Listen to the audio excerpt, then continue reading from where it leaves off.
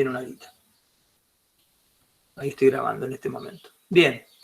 Entonces, ahora lo que voy a hacer es, permítanme compartir la pantalla.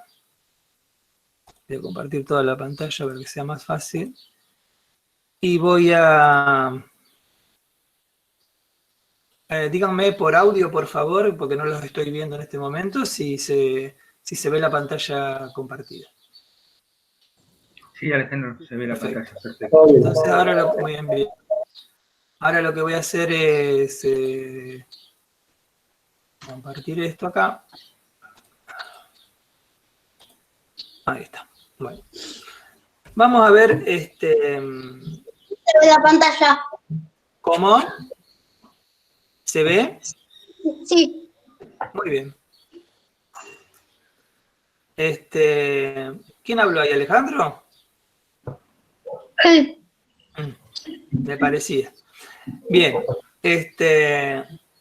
Acá, bueno, hoy vamos a ver algunos temas nuevos, pero vamos a ir repasando, no se asusten los que andan un poquito atrasados o con dudas, que todo está relacionado. Vamos a ver algunos elementos nuevos de lo que sería la electrónica, así la parte de circuitos y electrónica, y algunos elementos nuevos de programación. No vamos a ver hoy todo esto que dice acá, vamos a ver solamente dos cositas. Acá hay más contenido que hoy no vamos a ver. Bien, yo no recuerdo, sinceramente estoy pensando si ya había hablado en la clase anterior sobre los relés, pero si, aunque lo hayamos hablado, no lo hemos utilizado, entonces lo voy a repasar. Me parece que no.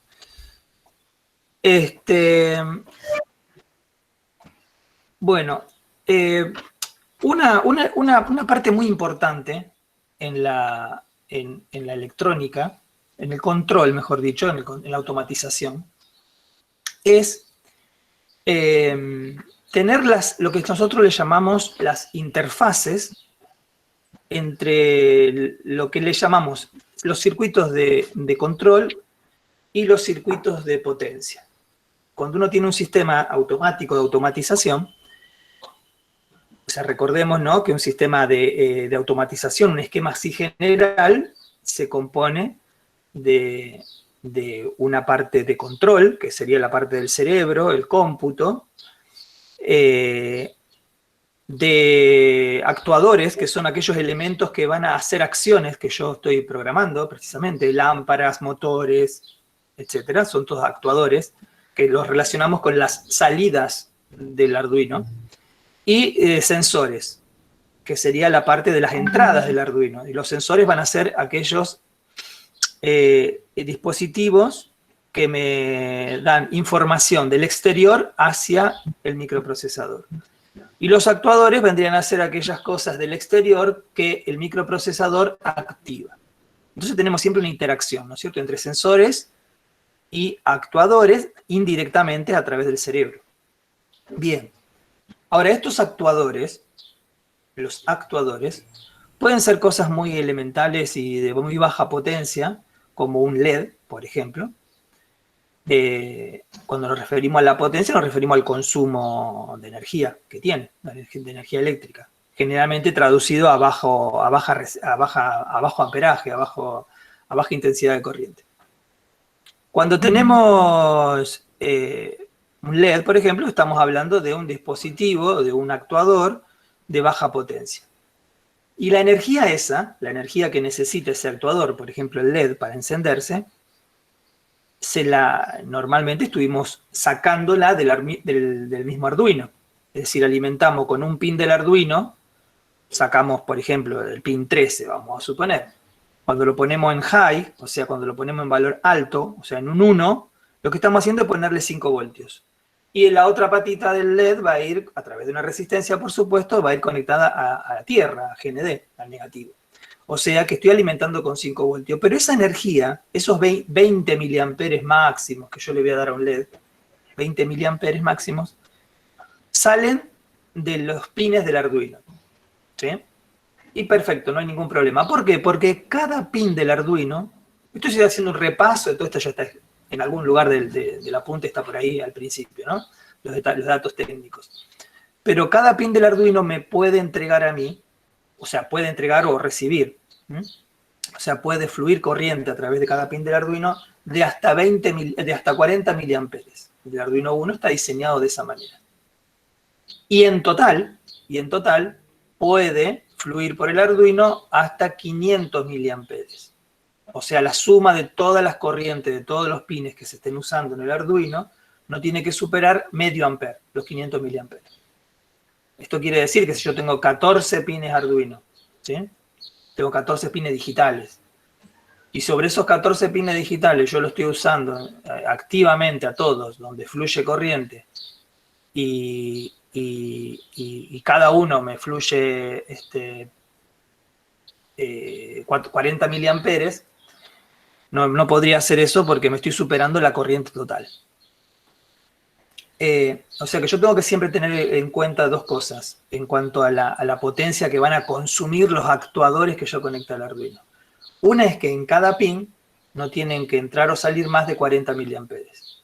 Y otra es que la suma total no tiene que superar el medio ampere.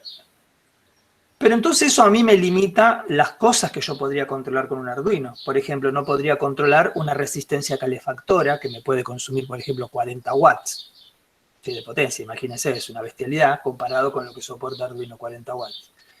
O tampoco podría controlar entonces una lámpara que funcione con corriente alterna, 220 voltios. Porque Arduino ya de por sí trabaja solamente con corriente continua y a 5 voltios. Entonces, ahí está claro que nosotros tenemos dispositivos que son los que le llamamos dispositivos de potencia.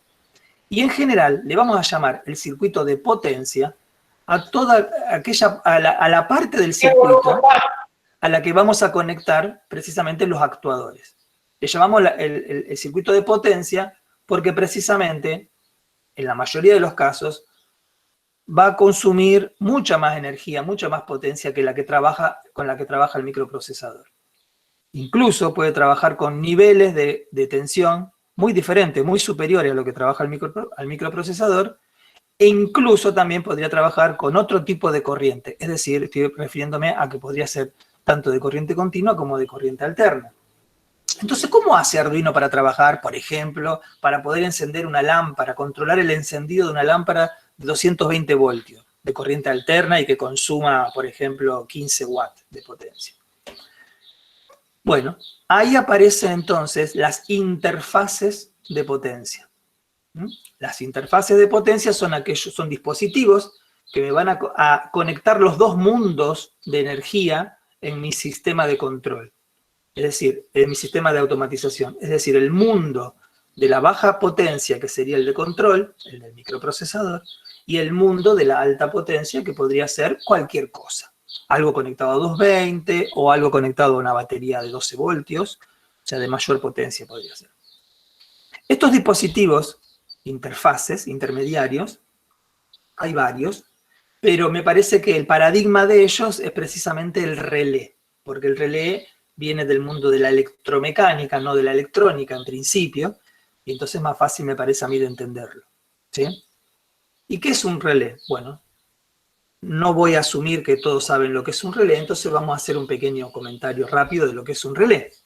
Y vamos a centrarnos acá en este circuito que está acá, que es más que nada el símbolo, ¿sí?, de lo que sería un relé. Un relé, básicamente, consiste en una llave, un contacto, que generalmente vienen de a pares.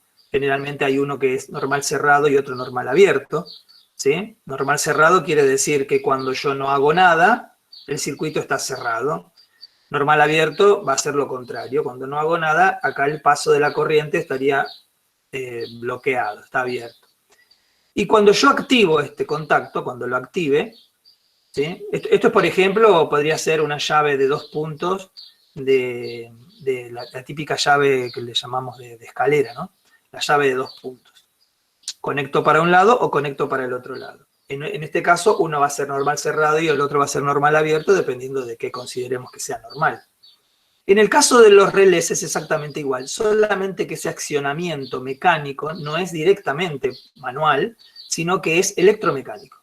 Va a haber una bobina, que acá está representada como L, no, mejor dicho, nombrada L, una bobina a la cual yo voy a alimentar eléctricamente, Esta bobina va a accionar un electroimán, precisamente se transforma en un electroimán, y a través de un dispositivo, bueno, de atracción magnética precisamente, mecánico, electromecánico, mueve el interruptor. Cuando yo dejo de alimentar la bobina, el interruptor vuelve a su posición normal, y de ahí lo que le llamamos normal, a través de un muelle, de un resorte. Hay un resorte que hace que el interruptor se quede en una misma posición siempre que no se alimente la bobina con corriente. Bien, entonces, alimento la bobina, ¡tric!, va a cambiar de posición. Corto la corriente en la bobina y vuelve a la posición normal. La posición normal siempre es la que se va a dibujar en el circuito. ¿Sí? En este caso, NC me representa el normal cerrado, NA el normal abierto. Bien, esto es un relé, así de simple. ¿Y qué tiene de interesante el relé? Bueno, que yo acá en los contactos normal abierto y normal cerrado, y el contacto que yo no lo mencioné todavía, que es la entrada acá, si se quiere, que es lo que le llamamos el común, ¿sí? El que está representado con la letra C. Esta parte del circuito es la parte de potencia, porque yo acá puedo conectar, por ejemplo, como cualquier cosa que yo puedo conectar a una llave, a un interruptor, puedo hacerlo con corriente continua, con corriente alterna, con 12 voltios, con 220 voltios. No me interesa. Y está totalmente separado eléctricamente está aislado de la bobina. A esta bobina yo la puedo alimentar, por ejemplo, con corriente continua, y acá en los contactos yo puedo conectar corriente alterna, como pasa en un contactor, como podría pasar en un contactor. En definitiva, los contactores son relés. La corriente que consume la bobina es muy poca, ¿sí? Es un elemento de muy bajo consumo. En cambio, acá yo puedo tener muchos amperajes circulando por el contacto. Entonces, el relé, a mí, me divide el circuito en dos partes y se dice que está aislado eléctricamente. El relé está aislado eléctricamente, pero no está aislado magnéticamente, ¿sí? Hay un circuito magnético que comparten. Esto para la vida cotidiana del mundo eléctrico puede no ser importante, es irrelevante generalmente, y decimos que están aislados, son circuitos aislados. Este dibujito que está acá arriba es un módulo que ya viene preparado para Arduino y para otros dispositivos que trabaja con 5 voltios, donde adentro de este bloquecito azul precisamente están los contactos y la bobina. ¿Sí? Están sellados con una resina, pero están los contactos, esto normal abierto y normal cerrado, y la bobina. ¿Sí? La bobina se va a alimentar con 2 pines, obviamente. Fíjense que acá hay 3 patitas. 2 de esas patitas van a alimentar la bobina, así de simple. Y acá estos bornes, son bornes, están conectados a los contactos. Uno de ellos es el común, que es el del medio, y los otros 2, el de la izquierda o el de la derecha, y eso varía según el fabricante, es el normal cerrado y el otro va a ser el normal abierto. Este modulito ya viene preparado para que, fíjense que hay 3 patitas acá, 2 de ellas son lo que van a alimentar la bobina, son lo que alimentan de energía, digamos, y la tercer patita, como esto está pensado para utilizarlo con un microprocesador, la tercer patita es la que va a recibir, la que va, mejor dicho, por la cual va a entrar la señal a este aparato para decirle que se active. Es decir, va a estar todo el tiempo alimentado, pero la bobina no va a estar todo el tiempo accionada. Solamente se va a accionar la bobina cuando yo le dé la señal por una de las patitas. Vamos a volver sobre esto. Bien. Estos relés, esto que vienen acá como con este modulito, generalmente, algunos no, pero la mayoría sí, y si tienen que comprar, les recomiendo que se fijen y que así sea, tienen incorporado un dispositivo que se llama optoacoplador. Por eso yo acá le puse relé con optoacoplador. Y vamos a ver este circuito acá muy someramente. Acá a la derecha, fíjense, tenemos otra vez el esquema del relé. Fíjense que acá hay un esquema de un relé. Tenemos en el centro el contacto normal cerrado, a los extremos tenemos los otros 2 contactos, perdón, en el centro el contacto común, A los extremos tenemos los contactos normal cerrado y normal abierto. Fíjense que está totalmente aislado esto de la bobina que está representada, porque está obviamente aislado eléctricamente. Y la bobina después viene conectada a todo este circuito, que más allá de eso, fijémonos que acá a la salida, todo esto que está acá, por ahora no lo miremos, no importa, pero fijémonos a la salida, que por más que hay muchos nombres acá de pines, fíjense que los únicos que están conectados son el de arriba de todo que dice VCC, el de abajo de todo que dice GND, y el que dice IN1. Olvídense de los otros, IN2, 3 y 4 podrían no existir acá en este dibujo, no importa. O sea, hay 3 contactos, 3 pines a la salida, que son estos 3 pines que ven acá en la foto, ¿sí? Uno es GND, el otro es VCC, y el otro es IN1. El orden podría variar. Igualmente acá en el dispositivo están marcados, ¿sí? Pero este orden podría cambiar. Sea como sea, son 3. GND, que sería el negativo, la tierra. VCC, que son los 5 voltios que van a salir del Arduino, por ejemplo, ¿sí? La alimentación. Y el que dice IN1 es el pin, digamos, va a ir conectado al pin del Arduino que le va a enviar la señal al relé para que el relé se active, ¿sí? Así de simple. ¿Cómo se activa el relé? Bueno, el relé es un dispositivo, un actuador digital, binario, vamos a decir, ¿sí? Se comporta como un actuador digital, digamos. Tiene 2 estados, sí o no. Por lo tanto, se piensa como si yo pensara en un LED que quiero prender y apagar, así de simple. Si le mando un 1, se va a prender, y si le mando un 0, se va a apagar, así de simple. Entonces, el pin, que sería la entrada, el IN1 del relé, tiene que ir conectado a un pin digital.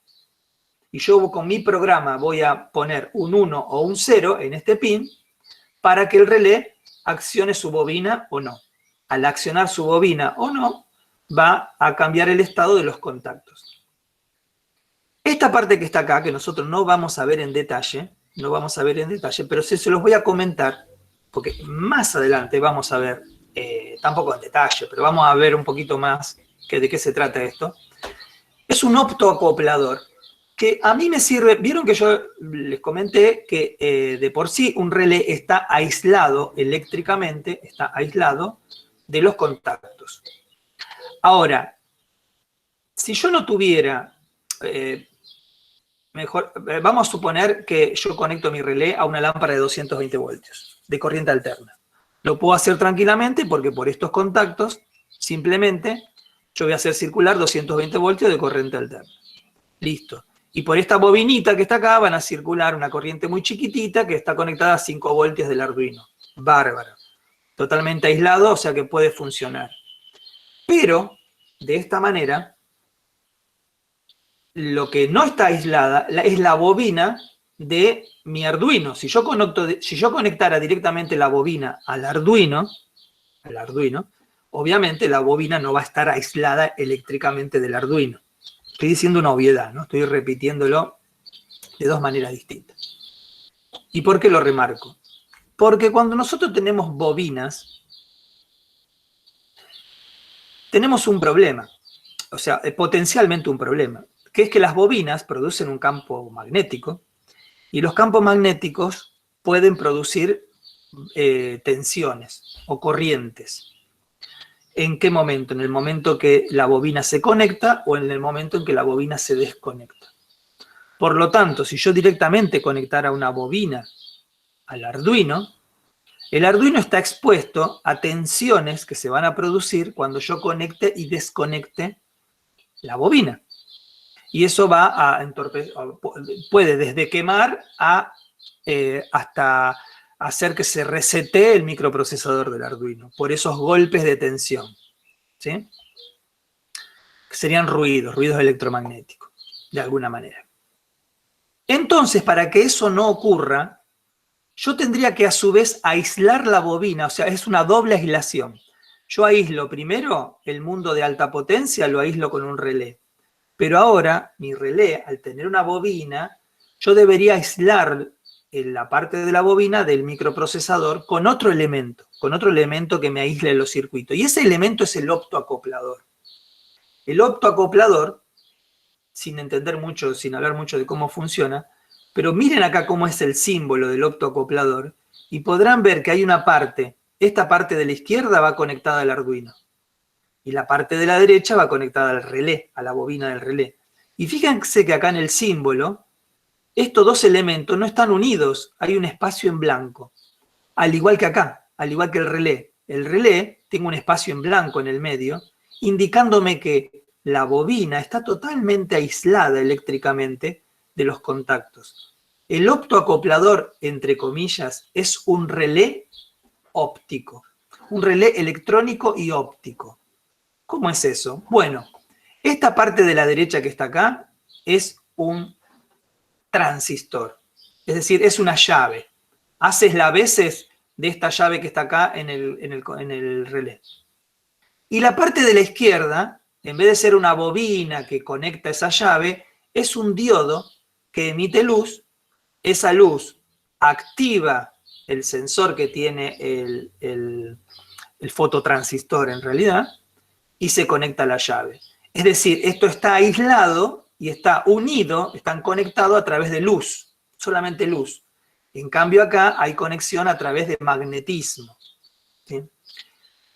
Obviamente se darán cuenta de que la luz es mucho más sutil, es mucho menos, interfiere mucho en un circuito eléctrico que el magnetismo.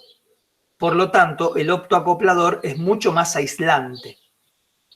Aislante en el sentido de los ruidos. Por eso se usan los optoacopladores muchas veces para conectar circuitos que tienen bobinas, como puede ser motores o relés, de la parte de los microprocesadores. Sea como sea, todo esto nosotros no lo vemos. Acá vemos solamente 3 pines de entrada al relé y 3 bornes de salida. Los bornes de salida son estos que están acá, los contactos normal abierto y normal cerrado, y los pines de entrada son la alimentación de 5 voltios y la tierra, y el pin que va a ir directamente al Arduino. Hay muchas clases de módulos relés, Estos modulitos que están acá, estos relés chiquititos que están acá, lo van a ver en prácticamente muchísima clase de aparatos distintos en electrónica, muchísimas, ¿no? Y estos relés pueden ser de 5 voltios o pueden ser de 12 voltios. En el caso de estos que son para Arduino, son todos de 5 voltios. Cuando nos referimos a 5 voltios es por la alimentación principalmente de la bobina y la alimentación de toda la electrónica, la sencilla electrónica que tiene. Tiene unos diodos de protección, tiene el optoacoplador y nada más, básicamente. Pero hay muchas clases de relé. Ustedes van a encontrarse con un relé que son a transistores, o sea, no tienen el optoacoplador, que básicamente son igual en aspecto que los otros.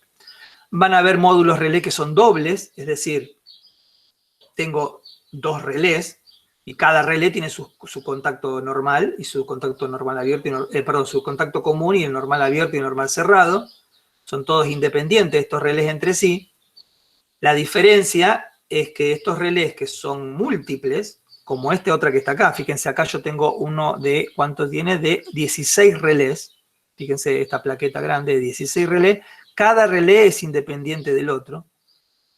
Y la ventaja que tienen al tenerlo en una sola plaqueta, todos los relés, es que voy a tener un pin para el positivo, para 5 voltios. Un pin para negativo, o sea, el GND. Y después voy a tener un pin para cada uno de los relés, para comandar independiente cada uno de los relés. O sea que si yo tuviera un módulo de 16, voy a tener 16 pines, uno para cada relé, más 2 pines que son de la alimentación. O sea que voy a tener 18 pines en este caso. Es muy común el doble, es muy común. Y así como está el de 16, está el de 4 y está el de 8. Por supuesto, puse este grandote como para mostrar. Y hay otro tipo de relés que básicamente la lógica de funcionamiento es la misma, la lógica de funcionamiento, pero el principio de funcionamiento es distinto, que son los relés de estado sólido. Los relés de estado sólido, el aspecto por fuera, la mayoría son así como estos, son más chatitos. Este es un relé de estado sólido doble. Esto que son negros acá. Fíjense que cada relé es más chatito. ¿Por qué? Porque no están compuestos por una bobina.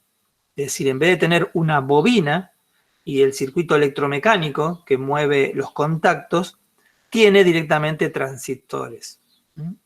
O MOSFET, que básicamente son transistores de potencia. No tienen ninguna parte mecánica, no hay nada mecánico acá que se mueva, ¿sí? Es decir, estos relés cuando se conectan y desconectan hacen tic, tic, hacen ruido, ¿sí? El típico ruido de un relé. Estos no hacen ruido, porque no tienen nada móvil. ¿Cuáles son las ventajas y las desventajas? Bueno, típicamente estos relés, estos módulos relés, estos relés chiquititos, soportan tensiones de hasta 220 voltios, 250 voltios tranquilamente, y corrientes pueden manejar en sus contactos, acá en la salida, en sus contactos pueden manejar corriente de hasta 10 amperes. 10 amperes es bastante, imagínense que 10 amperes por 220 voltios son 2200 watts aproximadamente, o sea, si trabajan con corriente alterna, tranquilamente pueden trabajar con muchísimas cosas, ¿no? Y si necesitaran más potencia, o sea, más de 10 amperes, 20 amperes, por ejemplo, o 40 amperes, obviamente podrían conectar este pequeño relé a un contactor. ¿Sí? Ya si estuviera trabajando con algo de mucha potencia, bueno, le van a poner contactores. Y entonces el intermediario entre el contactor y el Arduino podría ser este pequeño relé, tranquilamente. Estos relés de estado sólido, la desventaja que tienen es que no trabajan con tanto amperaje, ¿sí? Trabajan con mucho menos amperaje, generalmente hasta 2 amperes, nada más. Pero la ventaja que tienen es que la conmutación del estado conectado a desconectado, o sea, del normal abierto al normal cerrado, ¿sí? La conmutación es mucho más rápida, es del orden de los milisegundos, del milisegundo, con respecto a los que son un relé electromecánico. Porque imagínense que el relé electromecánico es una bobina que mueve un contacto mecánico. Y si yo lo conecto y desconecto, tarda un tiempo físico, por una cuestión de física, que yo tengo que mover los contactos. Típicamente, el tiempo de conmutación de un relé electromecánico puede andar en los 10, 20 milisegundos. En cambio, estos pueden andar del orden del milisegundo, ¿sí? Y en algunos casos menos todavía. Ventajas y desventajas, depende para qué yo lo vaya a usar. Una típica conexión, por ejemplo, con un relé, sería tener mi Arduino. Fíjense que acá abajo el Arduino sale 5 voltios y GND, y se conectan al relé en los pines que dice 5 voltios y GND. Este módulo de relé es un módulo doble, pero yo voy a usar un solo relé. Por lo tanto, de un pin del Arduino digital, en este caso el pin 2, lo conecto a uno de los pines que comandan los relés. ¿Sí? Si yo quisiera usar los dos relés, podría usar otro pin más digital y conectar el otro relé. Simplemente estoy usando uno solo. Y para que vean, o sea, lo que sería el circuito de potencia, para que se note más que es un circuito de potencia, acá le puse una lamparita conectada con un típico enchufe a 220, que iría conectada ahí. Obviamente, el relé hace las veces de llave de interruptor, ¿sí? Por eso acá tenemos entre la lámpara y el relé lo que sería el cable de retorno. Este es una típica aplicación. Reemplacen la lamparita por un motor, por lo que fuera, y esto va a funcionar, o una estufa, y esto va a funcionar exactamente igual. Bueno, aquí está lo que les comentaba recién. Bien, ahora, bueno, así como están los relés electromecánicos, y están los relés de estado sólido, el principio de funcionamiento del relé de estado sólido, es decir, la llave esa electrónica que tiene un relé de estado sólido, nosotros no vamos a profundizar mucho en esto, pero es algo que el que no sabe nada de electrónica lo tiene que por lo menos tener una idea, porque muchas veces vamos a encontrarnos con transistores, precisamente estoy hablando de los transistores, y tenemos que entender básicamente por qué hay un transistor ahí, ¿sí? ¿Por qué hay un transistor ahí? ¿Y qué es un transistor?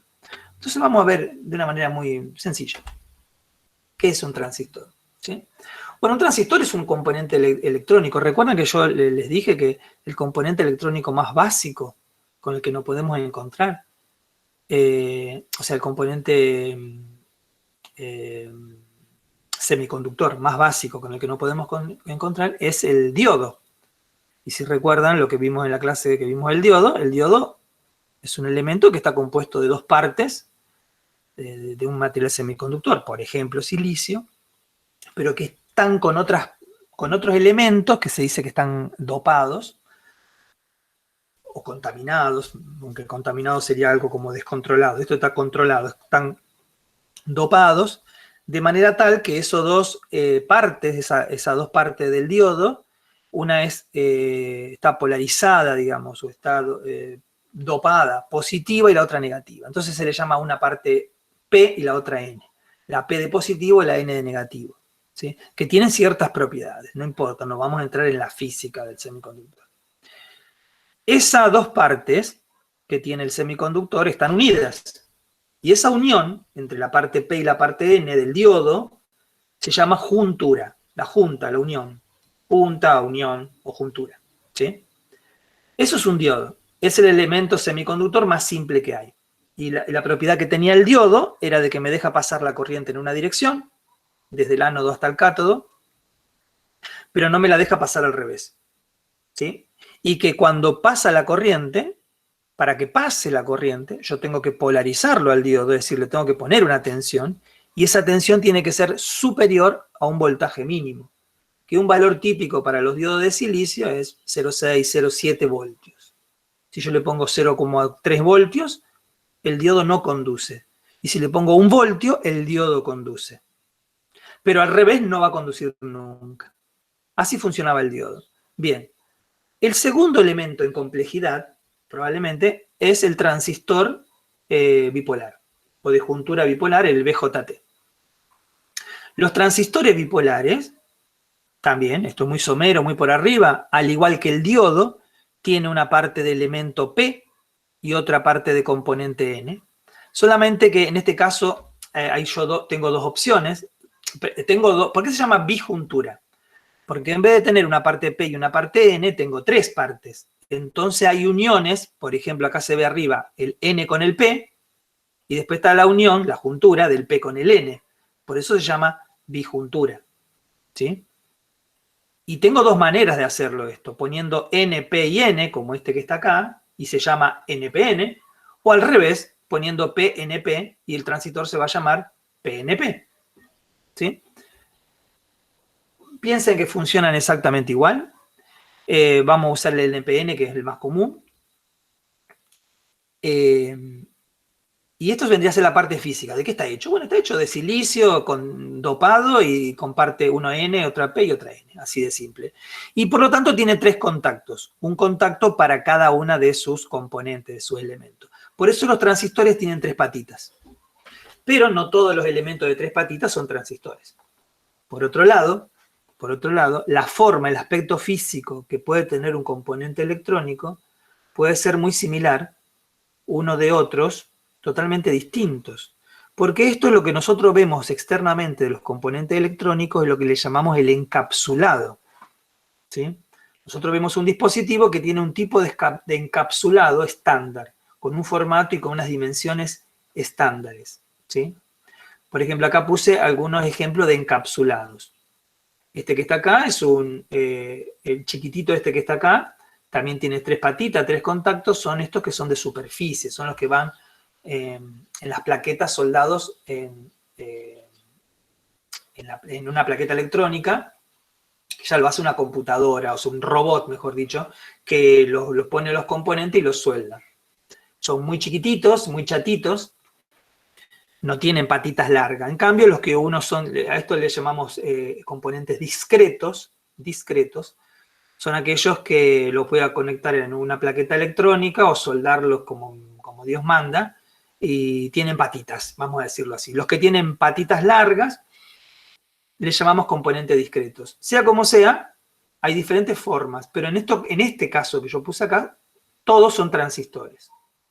Sin embargo, yo puedo encontrar transistores que tengan esta forma. Cuando hablo de forma es lo que le llamamos, en realidad correctamente se llama encapsulado. Acá tenemos uno de encapsulado TO220. Y este encapsulado TO220 puede ser tanto para un transistor como para un regulador de tensión, como para un sensor de temperatura. Lo mismo con este también, con el TO92.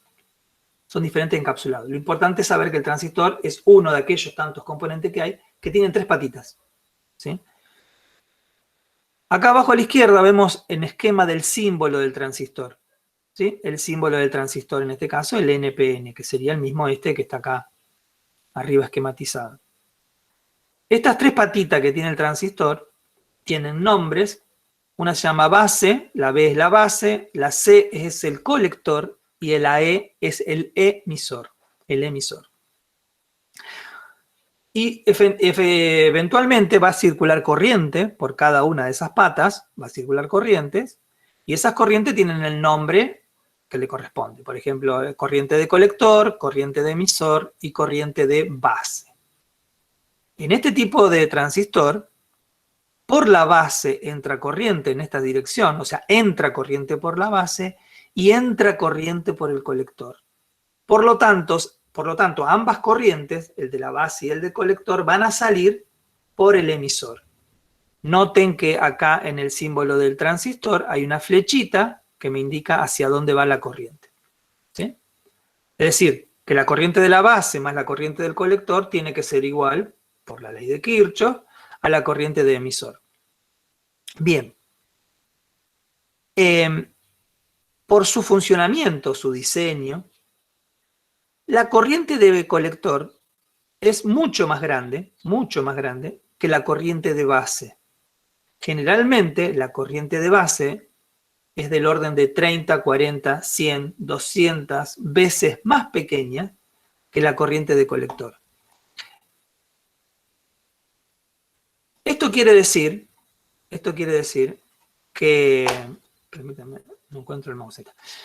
Esto quiere decir que si esta corriente de colector vamos a suponer que es 50 veces más grande que la corriente de la base, prácticamente la corriente que sale por el emisor prácticamente es el mismo valor que esta corriente de colector, porque por acá entra, vamos a imaginar, no entra un valor 50 y por acá entra 1, por acá sale 51.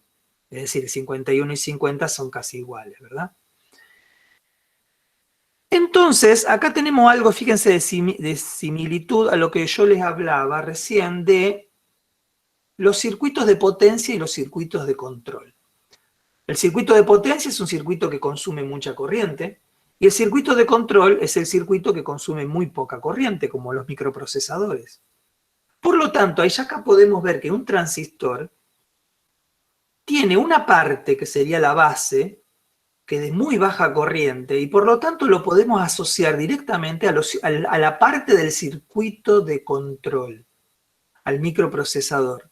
En cambio, el colector va a consumir una corriente mucho más grande y por lo tanto lo podemos asociar al circuito de potencia. Y fíjense cómo funciona el transistor. Esta es una de las funciones del transistor, ¿sí? Quiero aclarar que el transistor es mucho más complejo de lo que vemos acá y que tiene otras funcionalidades. Pero nosotros lo vamos a ver cómo funciona un transistor como una llave electrónica, ¿sí? Una llave que me permite a mí, en este caso el dibujito que está acá, conectar a esta lamparita, ¿sí? Permitir que pase corriente por la lamparita. Imagínense que acá dentro de este círculo, que es el símbolo del transistor, hay una llave que me permite el paso de colector. Fíjense acá arriba está el simbolito para que no pierdan de vista que es colector, base y emisor.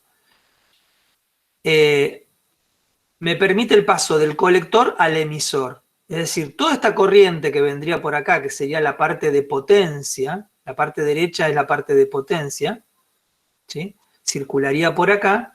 Imagínense que acá adentro hay internamente una llave electrónica. Una llave. Ahora, para que esta llave se cierre o se abre, ¿sí? Se cierra o se abra, y permita el paso de la corriente, yo tengo que activar al transistor, activar esa llave interna con básicamente dos reglas, una regla, mejor dicho, que vamos a aprender ahora muy sencillamente. ¿Cómo se activa el transistor? ¿Cómo hago yo que el transistor me cierre este paso y permita que pase la corriente? Muy simple, haciendo que circule corriente por la base. Si yo a la base le hago circular una corriente, entonces el transistor se cierra internamente y va a pasar corriente por la lámpara. En este circuito que yo que represento acá, fíjense que tengo acá una fuente de alimentación de 10 voltios, esto no importa, pero imagínenlo, es lo mismo para ver la lógica, 10 voltios, y fíjense que viene acá a través del interruptor y hay una resistencia, pero el interruptor está abierto. Por lo tanto, por aquí, por la base, no pasa corriente. Al no circular corriente, la regla de comportamiento del transistor sería que si por la base no pasa corriente, entonces el transistor está abierto. Es como tener una llave abierta y no circula corriente por el colector. Por lo tanto, la lámpara no prende. ¿Y qué tengo que hacer para que entonces se cierre esa llave? Muy simple, hacer que circule corriente por la base. Hacer que, por ejemplo, acá en el otro esquema de la derecha, si yo cierro este interruptor que está acá arriba, si yo cierro este interruptor, va a pasar corriente a través de esta resistencia, esta corriente va a pasar por la base y se va a ir a tierra, ¿sí? Esta corriente que pasa por la base es una corriente muy pequeñita, no tiene por qué ser muy grande. ¿Por qué? Porque recuerden que yo les dije que la corriente del colector siempre es un factor mucho más grande que la corriente de base. 50, 100, 200 veces. Eso va a depender del transistor. Entonces, al conectar esta llave acá, pasa corriente a través del transistor y por lo tanto se prende la lámpara, ¿sí? Las reglas que hay que tener en cuenta están remarcadas acá dentro en este recuadro. Que cuando no circula corriente por la base, el transistor funciona como un interruptor abierto que no permite el paso de la corriente desde el colector. O sea que la corriente del colector va a ser cero. Pero cuando circula corriente por la base, la tensión colector-emisor, ¿qué sería la tensión colector-emisor? Sería la tensión que hay entre el colector y acá abajo el emisor. La tensión colector-emisor es prácticamente cero. Quiere decir que hay como un puente, se puentea acá, ¿sí? Es como si yo hiciera un puente. Y el transistor se comporta entonces como una llave cerrada, permitiendo que pase la corriente. Acá en este dibujo de la derecha hay un ejemplo numérico y acá hay donde dice BC, es la tensión que habría acá, y fíjense que la tensión es 0,02 voltios. Perdón, 0,05 a 0,2 voltios. O sea, un voltaje muy chiquitito acá, muy chiquitito, comparado con los 10 voltios que alimentan la lámpara. Eso quiere decir que prácticamente es como si yo hiciera un puente por acá, ¿sí? Como si yo hiciera un puente. Entonces, esta es la forma en la que funciona un transistor como una llave. Entonces ustedes dirán, pero ¿y por qué usar un transistor como una llave si yo estoy poniendo acá una llave? Yo acá pongo una llave. ¿Por qué no le pongo esa llave directamente a la lámpara? Si le pongo la llave a la lámpara prende y apaga igual. Por supuesto, tienen razón. En este sentido, en este dibujo que está acá, no tiene ninguna lógica utilizar un transistor si yo voy a poner acá una llave. Porque yo podría poner directamente un interruptor mecánico y prender y apagar la lámpara. No tiene ninguna lógica. Pero imaginen que en vez de conectar la base del transistor, en vez de conectarla a una llave, la conecto a un microprocesador. Y yo con ese microprocesador le puedo mandar aquí pulsos 0 y 1, o un 0 o un 1, es decir, voltaje o no voltaje, para que circule corriente por la base. Y entonces con el microprocesador yo estaría activando o desactivando el transistor. Y este transistor podría estar conectado, como está mostrado acá, a una lámpara, y esa lámpara estar conectada a 10 voltios, o a 12 voltios, a otro voltaje. Aclaro que los transistores sirven solamente para corriente continua, no para corriente alterna, como llave. Acá tenemos un esquema, esto ya es bien circuito, ¿sí? Donde acá el RC podría ser la lámpara que yo conecté. tiene una cierta resistencia. Y la RB es una resistencia limitadora. ¿Vieron cómo en los diodos LED siempre ponemos una resistencia, ¿no? Nunca conectamos los LED directamente a la tensión. Hay que poner una resistencia que limite la corriente. El transistor, perdón, yo tengo que poner siempre una resistencia en la base, que me limite la corriente. Sin entrar en profundidad en esto, porque no lo vamos a usar, básicamente por ahora esto. Simplemente mostrar acá cómo se calcularía esta resistencia en la base para que funcione el transistor. Es decir, yo tengo este circuito que está acá. Perfecto, acá dice una resistencia de 1K. Pero yo esta resistencia la tengo que calcular en función de, por ejemplo, el voltaje que yo tengo acá. Y en función de la lámpara que yo le conecto. Si le conecto una lámpara, si le conecto un LED, si le conecto... o sea, la potencia del elemento que le conecte. Acá están los cálculos. No los voy a repasar ahora, simplemente lo voy a comentar rápido así. La corriente del colector. Bueno, esto sí lo quiero comentar, porque si no, no se va a entender nada. Esta es una regla del transistor. Esto que está acá arriba es una regla que no la podemos deducir de otra parte. Viene de la física del transistor, de cómo funciona la naturaleza del transistor. Y es la siguiente.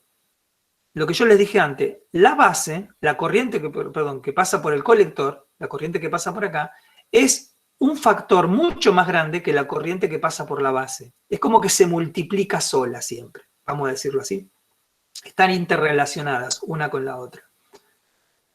Y ese factor, el HFE, o el beta, también se puede representar con la letra beta, es un factor de cada diodo. Cada diodo, según el fabricante, y digamos la hoja de cálculo de datos que tiene este componente, el transistor, va a tener su propio HFE o su propio beta. Ese es un factor de multiplicación que me dice a mí, por cada miliamper que pase por la base, cuánto va a pasar por el colector, ¿sí? Cuánto máximo en realidad va a pasar por el colector.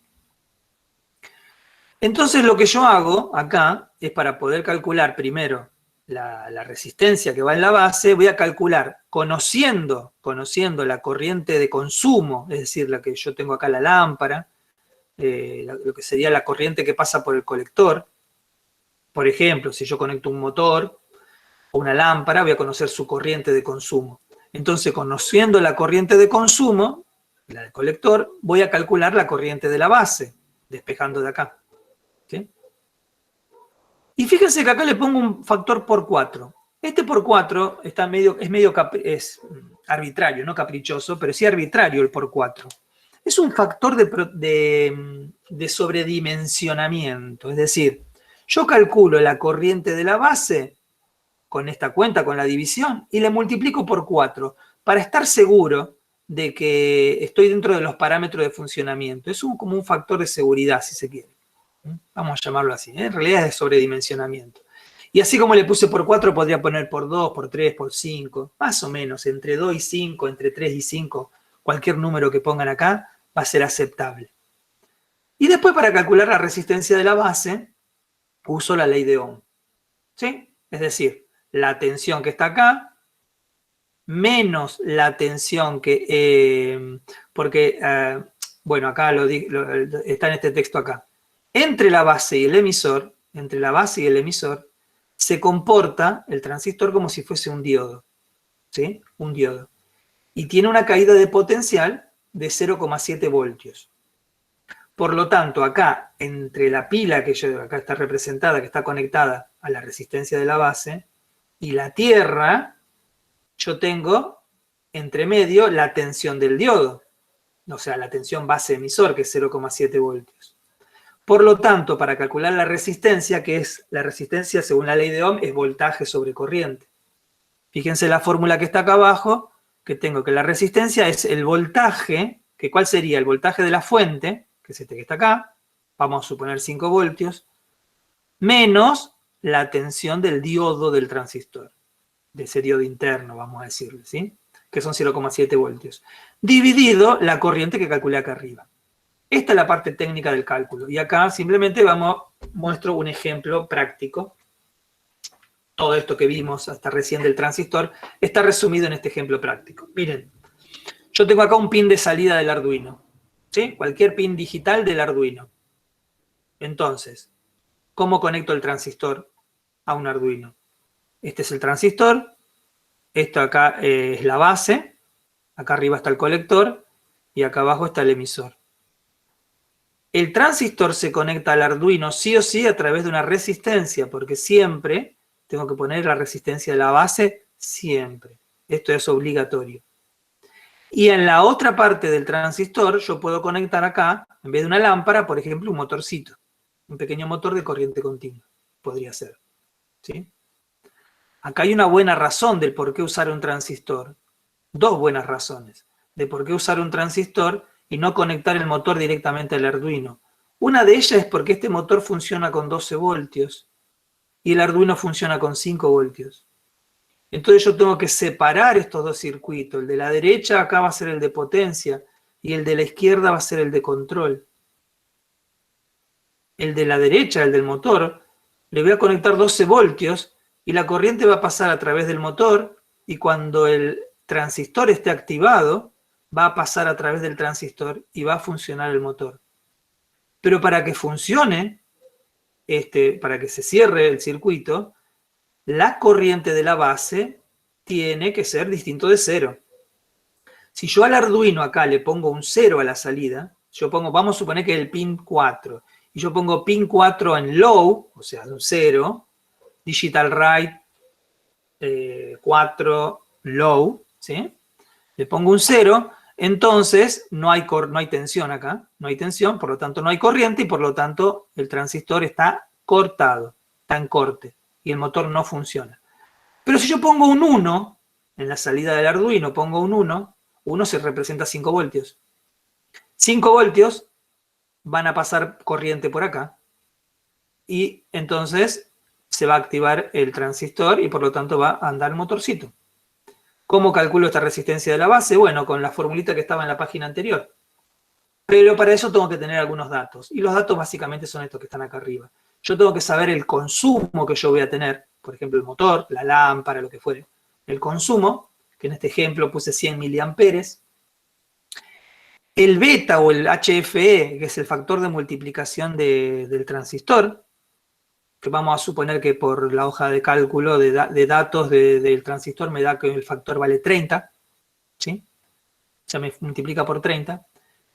Y por lo tanto obtengo estos datos yo, que la corriente de colector va a ser 100 miliamperes, o sea, 0,1 amper. Es decir, la corriente que va a pasar por acá es 0,1 amper. Y con estos datos calculo la corriente de la base, o sea, hago 0,1 amper dividido 30, que es el factor de multiplicación, por 4, que era ese factor de sobredimensionamiento. Esto me da 13 miliamperes. ¿Sí? Me da 13 miliamperes. Y para calcular la resistencia de la base, aplico también la ley de Ohm. Es decir, el voltaje sobre la corriente. El voltaje van a ser los 5 voltios del Arduino, menos los 0,7 voltios que hay acá en el transistor siempre, que conduce, siempre va a haber 0,7. ¿Sí? Todo eso dividido la corriente que calculé y me da una resistencia de 330 ohms. Y de esa manera calculo esa resistencia. En la práctica no hace falta que esa resistencia tenga un valor tan exacto, ¿sí? Por ejemplo, si esa dice 330, podría ser de 200 probablemente y de 540 y funcionaría perfectamente. O de 490 y funcionaría bien. 470. Perdón. O sea que van a buscar el valor comercial más próximo que calculen. ¿Sí? No es tan riguroso esto, porque yo solamente lo que me quiero asegurar con esta resistencia es que pase corriente por la base, pero que no pase tanta corriente. Así de simple. Y que pase la suficiente corriente a su vez, que no sea tan chiquita como para que pueda acá pasar la corriente por el motor, porque están relacionadas, estas dos corrientes siempre están relacionadas a través de este factor de multiplicación. Esto es lo que es un transistor. Entonces, nosotros vamos a utilizar por ahora transistores en los circuitos, no vamos a usar transistores. creo que no van a aparecer por lo pronto, pero van a aparecer en algunos elementos, en algunos componentes. Entonces simplemente saber que el transistor, generalmente usado como llave, está ahí cumpliendo esa función. Es una llave, un interruptor. Yo lo activo con muy baja corriente. Fíjense que 13 miliamperes, es una corriente chiquitita, y en la práctica podría ser mucho menos, y sin embargo por el motor va a pasar 100 miliamperes y a 12 voltios, ¿sí? O sea, no lo podría conectar jamás este motor al Arduino directamente. Para eso sirven los transistores. Es decir, yo tengo acá dos clases básicamente de interfaces que hacen de intermediarios entre el control, que es el microprocesador, y la potencia, que es un motor, una lámpara, etcétera, con 12 voltios, con 220, etcétera. Si es de corriente continua, yo puedo usar tanto un relé como un transistor. Si es de corriente continua y de baja potencia, puedo usar un transistor. ¿A qué le llamo baja potencia? Y 1 watt, ¿sí? Aproximadamente. Si es de más potencia, tengo que usar un relé. Y si es de una potencia intermedia, podría usar otro tipo de transistores de potencia. Hay transistores que se bancan 6 amperes, 10 amperes, podría ser. Y por último, con el tema de cuestiones electrónicas, otro componente, otro actuador para el Arduino, ¿sí? Para la electrónica, que es el famoso buzzer, o zumbador. En inglés, buzzer o zumbador. El zumbador es básicamente entre comillas, un parlantito, ¿sí? Un piezoeléctrico, es decir, no tiene una membrana y un solenoide como tiene el parlante. Tiene un material de un material piezoeléctrico que tiene la propiedad de que al recibir una tensión, el material ese se desplaza, se mueve. Entonces, si yo le voy cambiando el voltaje, la tensión, el voltaje, el material se mueve para un lado y para el otro. Y si eso lo hago con rapidez, si le cambio el voltaje ese con rapidez, entonces el material empieza a vibrar para un lado y para el otro. Vibra, tiene una chapita que vibra. Y una vibración de un elemento físico produce sonido. ¿Sí? El sonido en definitiva es eso, es la vibración de un elemento físico material, como por ejemplo el aire o la membrana de un parlante. En este caso es la membrana del piezoeléctrico, la chapa del piezoeléctrico. Este piezoeléctrico va a vibrar y esa vibración hace que vibre el aire. Y el aire transmite el sonido hasta que llega a nuestros oídos y los oímos. Así de simple. Así funcionan todos los parlantes y todos los emisores de sonido. La calidad de reproducción de este, entre comillas, parlantito es horrible porque no reproduce muy bien los sonidos, todas las frecuencias. Entonces no sería agradable pasar música a través de esto, ¿sí? Pero sirve como chicharra, sirve como señal sonora que yo lo puedo utilizar en el Arduino. ¿Está? Entonces, ¿cómo voy a tener? Este es un buzzer pasivo, es decir, que no directamente se hace circular la corriente a través de él, directamente conectado al Arduino. ¿Está? Pero para que vibre esto y produzca un sonido, yo tengo que poder hacer que el piezoeléctrico reciba una tensión y después deje de recibirla para que se mueva y vuelva a su lugar. Y eso lo tiene que hacer muy rápidamente. Por lo tanto, yo tendría que poder mandarle pulsos, o sea, ondas, con el Arduino para que esto suene. Y hay una manera de hacerlo, ya tiene Arduino una señal, una función incorporada en todas las funciones que tiene Arduino, que se llama tone, ¿sí? Tone, que significa tono en inglés. Esta función, tone, tiene dos argumentos. En realidad tiene tres. Vamos a verla. Y tiene dos maneras de usarse. Una con dos argumentos. Primero se pone el pin al cual va conectado el buzzer. Fíjense que el buzzer tiene, acá está marcado, tiene un signo más, porque una de estas patitas estos pines es positivo y el otro negativo, o sea, está polarizado, ¿sí? Hay que conectarlo correctamente. Entonces vamos a suponer que uno de estos es el negativo, este va a ir a GND, a la Tierra, y el otro va a ir conectado a un pin del Arduino. En ese pin yo voy a mandarle un pulso, ¿sí? En realidad una onda, una serie de pulsos, una onda cuadrada en realidad va a ser.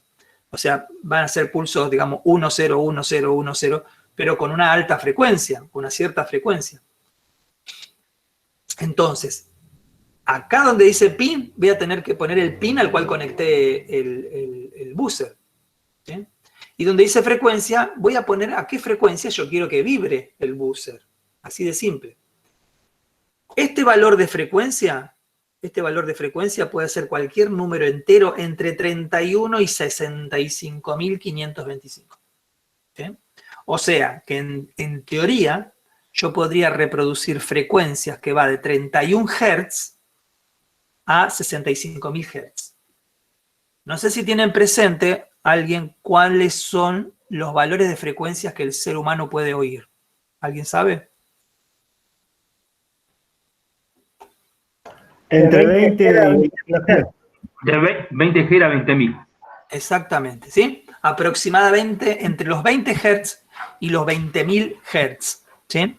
Sonidos de más de 20.000, bueno, en realidad todos los que estamos acá en este momento, conectados acá, salvo el hijo de Mauricio Alejandro, que está por ahí también, que es chiquitito, pero todos los demás, todos los adultos, no escuchamos 20.000 Hz, ¿sí? A medida que avanzamos en edad, vamos perdiendo la sensibilidad a las altas frecuencias.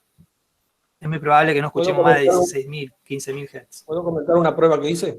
Sí, dale, comete. Bueno, yo en la escuela hice una prueba con un generador de señal y un parlante. Y bueno, yo había visto un video previamente, más o menos ya lo había estudiado al tema, y pude comprobarlo empíricamente, digamos, que el tema del escuchar las altas frecuencias depende mucho de la edad y del género. Con la edad vamos perdiendo la facultad de escuchar los tonos altos, y las mujeres escuchan tonos mucho más altos que los nuestros, digamos, que los varones. Tal cual. Tal cual. Así es. El varón escuchaba, los chicos, digamos, los varones escucharon hasta, yo escuchaba hasta los 10.000, no sé si llegué a los 12.000, los chicos de alrededor de 17, 18 años escucharon hasta los 13.000, 13.500, y las chicas hasta los 17 aproximadamente. Claro, exactamente. Yo también hice una experiencia parecida y efectivamente con valores parecidos, ¿sí? Tal cual. Cuando se dice que el ser humano escucha entre 20 y 20.000, estamos hablando de como de todos los casos extremos, ¿sí?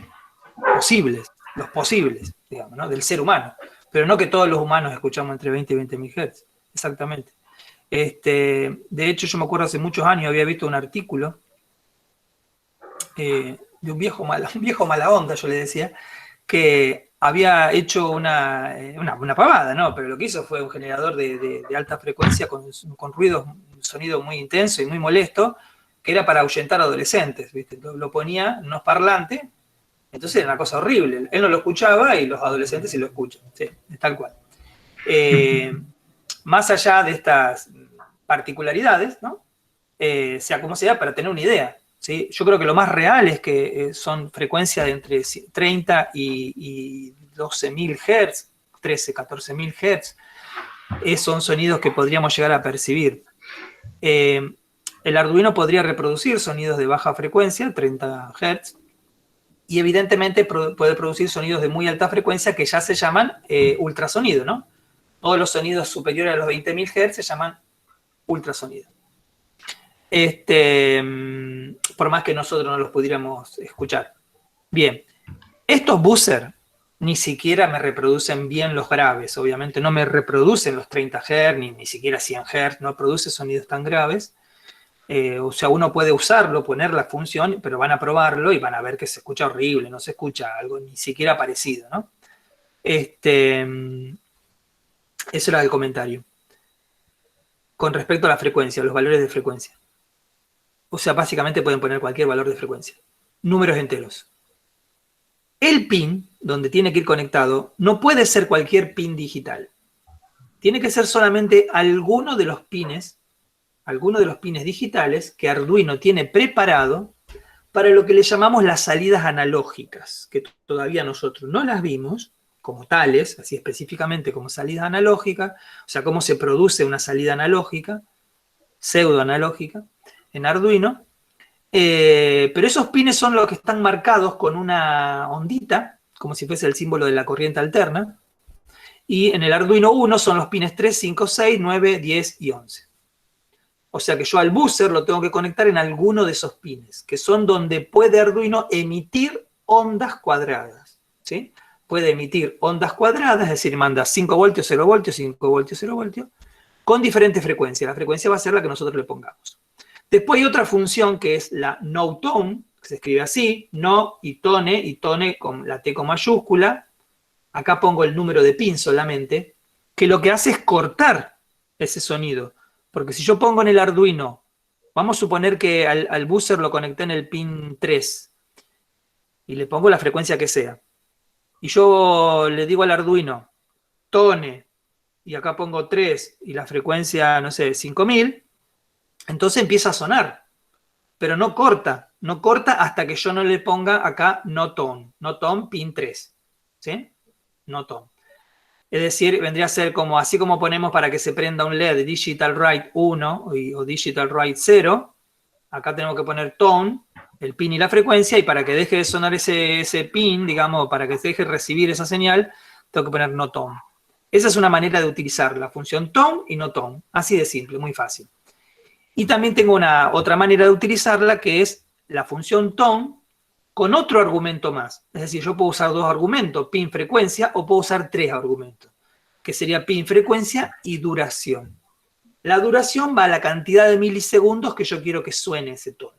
Si yo quiero que, por ejemplo, suene solamente, no sé, 1 segundo, yo pondría acá el pin, la frecuencia, y 1000, que sería 1 segundo, y entonces con el Arduino haría que suene 1 segundo nada más y cortaría solo, no hace falta poner no tone.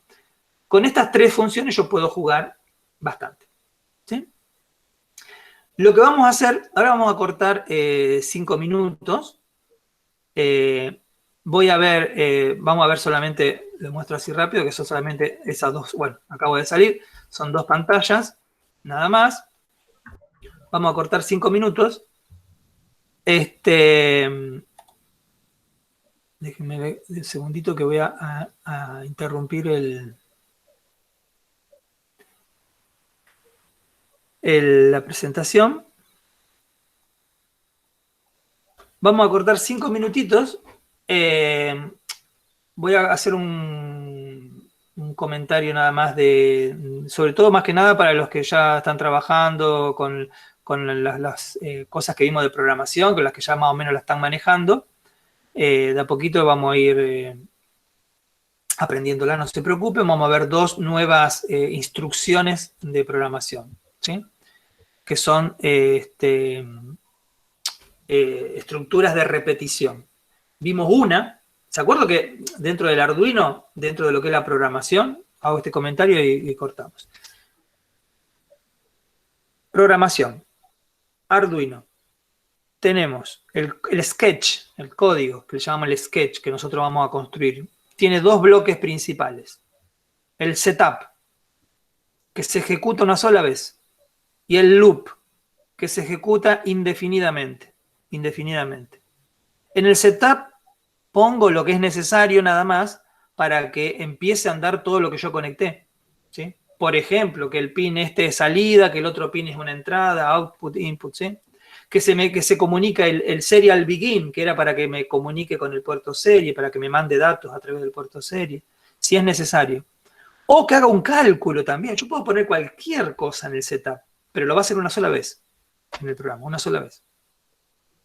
Arriba del setup yo puedo declarar variables a que voy a utilizar en el programa, ¿sí? Que las voy a declarar como enteros, como booleanas, o sea, valores que pueden ser sí o no, verdadero o falso, digamos, 1 o 0. números reales, etcétera, las voy a declarar todas allá arriba. Y después, en la parte del loop, recuerden que toda la estructura van entre llave, en el loop va el código que uno piensa en sí mismo, digo, que sería la programación en sí mismo, el programa en sí mismo. Tengo funciones de matemáticas, sumar, restar, multiplicar, todas las funciones matemáticas que se les ocurre existen. Puedo hacer que una variable sea igual a un número, a otra cosa, que por ejemplo, que una variable sea igual a lo que yo leo de un pin digital. ¿Sí? Puedo hacer que una variable sea igual a lo que leo de un pin analógico. ¿Sí? O sea, puedo leer valores analógicos con analog read, de los pines analógicos. Y tenía las estructuras de decisión. Una estructura de decisión que era el if. Que eso me permitía decir, bueno, analiza datos. Y dice, bueno, mira, si tal valor es mayor que 500, entonces que haga tal cosa. Si tal variable es igual a tal valor, entonces que haga tal otra cosa. Y si no, también teníamos la opción de decir, y si no, o sea que era el else, y si no, que haga esta otra cosa. ¿Sí? Yo tengo muchas opciones de decisión. Son las estructuras de decisión. Todo lo que va en una estructura de decisión también iba entre llaves. Y vimos una estructura de repetición. Es decir, una estructura que va también entre llaves, que me permitía a mí decir, mira, esto que está acá adentro, lo que dice acá dentro de este código, entre la llave, que era el for, vimos la estructura for, se va a repetir una X cantidad de veces que vos vas a especificar. En el for uno declaraba una variable, por ejemplo, generalmente usábamos la variable i, int i, decía uno, la variable entera i, y después decía que, bueno, mientras esa variable sea menor que 10, por ejemplo, y voy sumando de a una, entonces se hace tal cosa. Por ejemplo, que se prende y se apaga un LED. Entonces, se prende y se apaga el LED y vuelve a repetir ese bucle, ese for. Y cuando lo vuelve a repetir, la variable de control suma 1, por ejemplo, antes valía 1, ahora vale 2, y lo vuelve a repetir, así sucesivamente, hasta que la variable de control suma, vamos a suponer, 10, y como chequea, y yo había puesto que sea menor que 10, y como es 10, dice, no lo hago más. Entonces, de esa manera a mí me permite hacer repeticiones de una X cantidad de veces. Cualquier cantidad de veces, pero bien controlada. No era como el primer programita que hicimos que se prende y se apaga el LED, que se prendía y se apagaba hasta el infinito. Yo puedo hacer que el programa haga 10 prendidas y apagadas. Bien. Eso es una estructura de repetición, donde yo podía contar una cantidad de veces. Bueno, lo que vamos a ver ahora cuando terminemos de la pausa son dos estructuras de repetición más distintas. Son distintas al for, son muy sencillas, son diferentes, lo cual me permite hacer cosas diferentes. Vamos a ver eso y vamos a ir directamente a trabajar con ejemplos de Arduino, precisamente en el Tinkercad. Así que vamos a hacer una pausa en este momento. Voy a cortar, háganme acordar cuando volvemos que ponga a grabar. Así corto la grabación para que quede más cortito.